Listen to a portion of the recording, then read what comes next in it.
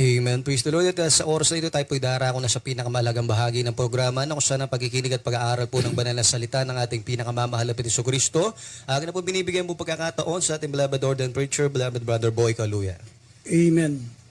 Purihin po ang ating pinakamamahal na Panginoon. God bless you sa ating beloved MC, beloved Brother Pau. Minamahal, nagpapaabot po ako ng pagbati sa lahat ng mga minamahal po natin mga kapatid sa ating pinakamamahal na Panginoon. Sa lahat po ng ating mga webcast viewers, Luzon, Visayas, Mindanao at maging sa ibayong dagat sa labas ng ating bansa, mga kapatid natin dyan sa iba't ibang panig ng mundo. Kumusta na po kayo? Maligayang panonood at pakikinig po ng ating banal na gawain. At nagpapaabot din po kung dobleng paggalang sa ating minamahal at ginagalang na pastor, beloved Evangelist Wildy Estrada Almeida, the end time prophet of our loving God. Sa lahat po ng mga beloved children, the Almeida family, magandang gabi po. At sa patuloy natin pag-alaala sa mga di malilimutang aral ng ating beloved Assistant Pastor Lina C. Almeida. At higit sa lahat, ang pinakamataas na pagsamba, ang pinakamataas na pagpupuri, pagluwalhati, pagdakila, ay para sa ating pinakamamahal na Panginoong Jesucristo. Maminamahal, sa sandaling ito tayo po'y panandali ang manalangin upang maunawaan po natin ang mga banal na salita ng ating pinakamamahal na Panginoon. Manalangin po tayo. O po dakilat mapagpala po naming Ama sa langit, Diyos na makapangyarihan sa lahat. Sa pangalan ng aming pinakamamahal na Panginoong Jesucristo, kami po humingi ng kapatawaran sa lahat po ng aming mga pagkukulang, mga pagkakamali, sa aming mga kasalanan, dakilang Diyos. Linisin mo po ang aming mga puso, gawin mo kaming karapat dapat magdala ng banal at sagradong salita. Buksan mo po mga puso, mga pangunawa ng mga nakikinig, mala Panginoon. Bigyan mo sila ng pananampalataya, mala Panginoon, na makilala kanila sa buong katotohanan, mala Panginoon, sa pamagitan ng ministeryong ito.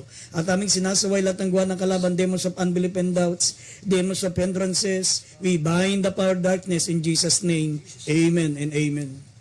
Kindly, maminamahal, buksan natin ang ating dalawang pambungad na talata dito sa Psalms 46 verse 10 at Psalms 9 verse 10. Dito po sa awit, Kabanatay 46, talatay 10, at awit 9, talatay 10. Kayo ay magsitigil at kilalanin ninyo na ako ang Diyos. Ako'y magbubunyi sa gitna ng mga bansa. Ako'y magbubunyi sa lupa. Sa 9 at ang talatay 10. At silang nakakaalam ng iyong pangalan ay maglalagak ng kanyang tiwala sa iyo, sapagkat ikaw, Panginoon, ay hindi mo pinabayaan sila na nagsisihanap sa iyo. Amen. Maminamahal, ang ating paksa ay pamamagatan po natin. Acknowledge the Lord Jesus Christ. Who is He? Who is He? Dito po sa banal na kasulatan, mga minamahal, katulad ng nabasa po natin, kinakailangan kilalanin natin ang ating pinakamamahal na Panginoon Diyos. Sabi, kayo magsitigil, kilalanin niyo ako ang Diyos. Sapagat hindi tayo makapaglalagak ng tiwala, maminamahal na lubusan sa Diyos, kung hindi po natin siya lubusang kilala. Hindi natin alam ang kanyang pangalan. Sabi rito sa Psalms 9 verse 10, silang nakakaalam ng iyong pangalan ay maglalagak ng kanilang tiwala sa iyo. Sapagat ikaw, Panginoon, hindi mo pinababayaan ang mga nagsisihanap sa iyo. Kaya nga gusto po namin ipakilala sa iyo, sa inyo mga minamahal, kung sino ang ating pinakamamahal na Panginoong Jesucristo. Sino? Acknowledge the Lord Jesus Christ and who is He. Kilalanin natin ang ating mahal na Panginoong Jesucristo, sino siya. Dito po ipapakilala po namin sa inyo ang ating pinakamamahal na Panginoon, mga minamahal. Kasi napakalaga po nito, hindi kayo maliligtas, mga minamahal, kapag hindi nyo kilala ang ating pinakamamahal na Panginoon Diyos. Hindi nyo alam ang kanyang pangalan. Hindi kayo makapaglalagak ng lubusang tiwala sa Diyos kung hindi nyo alam ang kanyang pangalan. Sinabi na nga, banal na kasulatan, mga minamahal, dito ipapakilala po namin sa inyo ang ating mahal na Panginoon Jesucristo, siya po ang Diyos. Jesus is God. At the same time, mga minamahal, bilang Diyos na nagkatawan tao, Jesus is Son of God. Siya rin po, mga minamahal, ang tinatawag na Son of God.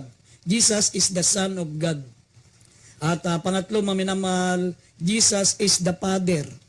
Kaya namin sa inyong patunayan yan, mga minamahal, talata sa talata, bersikulo sa bersikulo, ang kapitulo sa bersikulo, ipaunawa at ipakikita po namin sa inyo, mga minamahal, ang ating mahal na Panginoong Jesucristo, siya po ang Diyos. At the same time, dahil ang Diyos ay nagkatawang tao na sa 1 Timothy chapter 3 verse 16, God was manifest in the flesh. Bilang tao, maminamahal, siya ay nagkatawang tao. Bilang tao, siya rin po ang anak ng Diyos.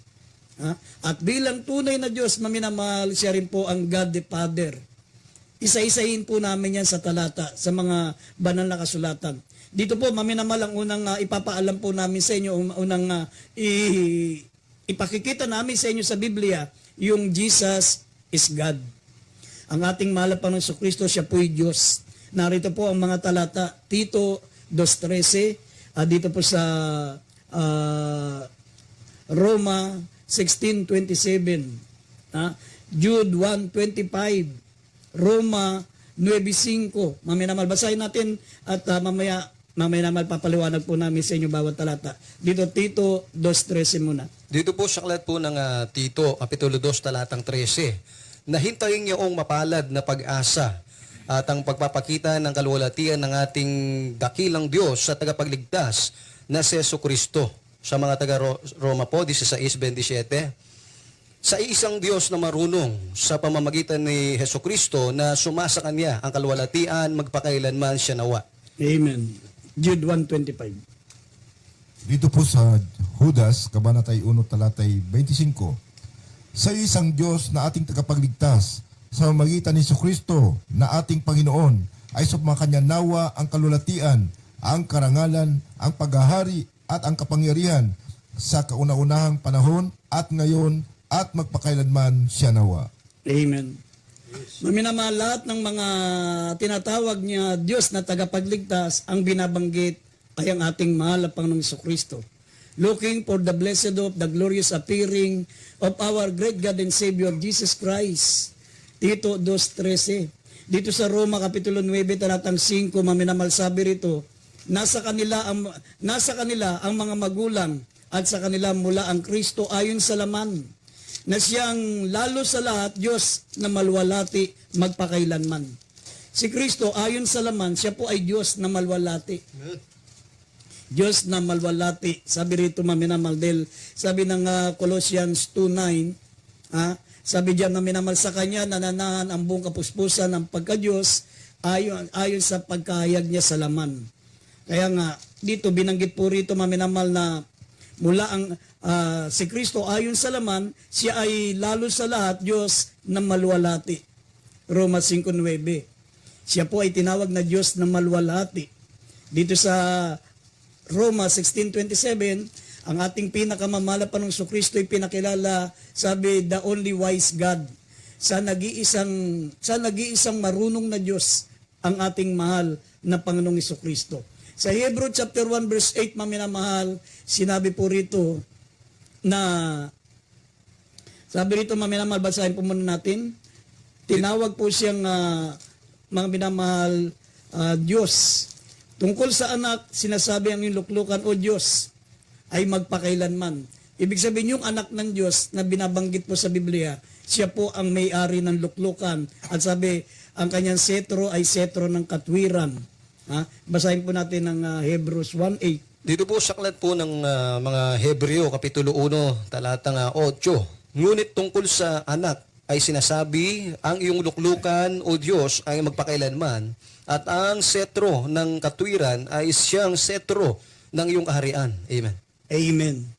Ang binabanggit diyan, maminamahal, yung kanyang pagkakatuwang tao. Sabi, anak, ang iyong luklukan, o Diyos, sabi rito, maminamahal, tungkol sa anak ay sinasabi, ang iyong luklukan, o Diyos. Tungkol sa anak, pinapatungkol sa anak. Kasi bilang Diyos na nagkatawang tao, tinatawag din siyang anak. Sabi, maminamahal, tungkol sa anak ay sinasabi, ang iyong luklukan, o Diyos, ay magpakailanman. Ang may-ari ng luklukan, yung anak ng Diyos. Ang sabi ng Revelation 4:2, iisa lamang ang luklukan sa langit. Isa lang ang luklukan. At ang sabi rito, ang luklukan ito ay sa anak. Ang iyong luklukan, o Diyos, ay magpakailanman, at ang setro ng katwiran ay siyang setro ng iyong kaharian. Dito sa John 20, verse 28, tinawag siya ni Tomas, maminamahal, na Panginoon at Diyos ko. Kung simulan natin sa 25, maminamahal, nung una hindi naniniwala si Tomas. na ang ating mahal na Panginoong Kristo, siya ay Diyos sapagkat hindi siya naniniwala na siya bumangon muli sa mga patay. Pero nung nagpahayag sa kanya ang ating mahal na Panginoon, kung mababasa niyan, kung itutuloy natin sa John 20 verse 25 hanggang 28, mga minamahal doon siya naniwala na ang ating mahal na Panginoong Kristo, siya ang ating mahal na Panginoon Diyos. Kaya nga dito, pinatunayan namin sa mga talata na si Kristo ay ang ating mahal na Panginoon Diyos. Jesus is God. Sabi rito John 20, 25 hanggang 28. Basahin natin mga talata. Dito po sa Juan, Kabanata 20, talata 25 hanggang 28. At sinabi nga sa kanya ng ibang mga alagad, nakita namin ang Panginoon. Ngunit sinabi niya sa kanila, malibang aking makita sa kanyang mga kamay ang butas ng mga pako, at maisot ko ang aking daliri sa butas ng mga pako, at maisot ko ang aking daliri sa butas ng mga pako, at maisot ko ang aking kamay sa kanyang tagiliran, ay hindi ako masasampalataya. At pagkaraan ng 8 araw, ay muling nasa loob ng bahay ang kanyang mga alagad at kasama nila si Tomas. Dumating si Jesus ng mga pipinid ang mga pinto at tumayo sa gitna at sinabi, kapayapaan ang sumainyo. Nang magkagayo sinabi niya kay Tomas, idaiti mo rito ang iyong daliri at tignan mo ang aking mga kamay at idaiti mo rito ang iyong kamay at isuot mo siya sa aking tagiliran at huwag kang di mapananampalatayahin kundi mapananampalatayahin. 28. Sumagot si Tomas at sa kanya sinabi, Panginoon ko at Diyos ko. Amen. Doon lamang nagpahayag ng pananampalataya si Tomas, maminamal, nung natupad yung kanyang sinabi, maminamal, na malibang maidaiti ko ang aking mga kamay sa butas ng kanyang palad at sa butas ng kanyang tagiliran, ay hindi ako maniniwala. Nung ito po, maminamal, ay pinagawa sa kanya ng ating mahal na Panginoon. Sabi niya, sumagot si Tomas at sa kanya sinabi, Panginoon ko at Diyos ko. Kaya nga, ito po, maminamahal mga talatang ito ay pinakikita po namin sa inyo mga talata, Jesus is God. Kilalanin niyo ang ating mahal na Panginoon Kristo, siya po ay Diyos. Amen. Kapag hindi kayo sumampalataya na si Kristo ang Diyos, wala po kayong kaligtasan, mga minamahal. Gaya nga ng sinabi ng Psalms 46 verse 10, sinabi diyan, maminamahal, kayo'y magsitigil at kilalanin niyo ako. Na siya po, maminamahal, ang ating dakilang Diyos. Kaya nga, kapag nakilala natin ang tunay na Diyos at sabi, at nalaman natin ang pangalan ng Diyos, sabi doon lamang tayo makapaglalagak ng lubusang pagtitiwala sa ating pinakamamahal na Panginoon. Ngayon, ipakikita namin sa mga talata, mga minamahal, Jesus is the Son of God. Bilang tao, maminamahal, sabi ng Biblia, siya po ay Diyos na nagkatawang tao. Kaya nga, tinatawag siya bilang anak ng Diyos, anak ng tao, o tinatawag din siya sa mga talata sa Biblia, maminamal, na siya ang Diyos. At dito ipapakita po namin sa inyo na si Kristo ay tinawag na anak ng Diyos bilang Espiritu Santo na nagkatawan tao. Sabi rito sa Lucas 1, talatang 35, basahin po natin. Dito po sa aklat po ng Lucas 1:35, sabi po dito, at sumagot ang anghel at sinabi sa kanya, bababa sa iyo ang Espiritu Santo at lililiman ka ng kapangyarihan ng kataas-taasan, kaya naman ang banal na bagay na ipanganganak ay tatawaging anak ng Diyos. Amen. Amen. Ito po, maminamal, ang tunay na nature ng mahal na Panginoong Kristo. Siya po'y Espiritu Santo. Yes. Nasa 2 Corinthians 3:18 o 3:17, sabi diyan, ang Panginoon ay Espiritu. Kung saan naroon ang Espiritu ng mahal na Panginoon ay may kalayaan. Yan po ang kanyang nature. Ang kalikasan ng Diyos ay Espiritu. Yan po ang ating mahal na Panginoong Kristo, siya po'y Espiritu. Sabi rito, at sumagot ang anghel at sinabi, bababa sa iyo ang Espiritu Santo. Ibig sabihin, at the same time, ang ating mahal na Panginoong Kristo, siya po ang Espiritu Santo. Yung Espiritu Santo, ito po'y the nature of God. Ito po ang tunay na anyo ng ating mahal na Panginoong Kristo sa pasimula. Bago siya nagkatawan tao, maminamahal. Sabi, bababa sa iyo ang Espiritu Santo at lililiman ka ng kapangyarihan ng kataas-taasan. Kaya naman, ang banal na bagay na ipapanganak ay tatawaging anak ng Diyos. Kaya nga, yung Espiritu Santo na yon na lumilim kay Saint Mary, maminamahal, at nung ipinanganak, ay tinawag na anak ng Diyos, yan po ang ating mahal na Panginoong Jesucristo. Kaya nga, bilang tao, sabi ng Biblia, maminamahal, Jesus is the Son of God. Kaya may nakasulat sa talata, for God so loved the world that He gave His only begotten Son, that whosoever believe in Him should not perish, but have everlasting life. Gayon na lamang ang pag-ibig ng Diyos sa sanlibutan, ibinigay niya ang kanyang bugtong na anak upang ang sinuman sumampalataya ay huwag mapahamak, kundi magkaroon ng buhay na walang hanggan.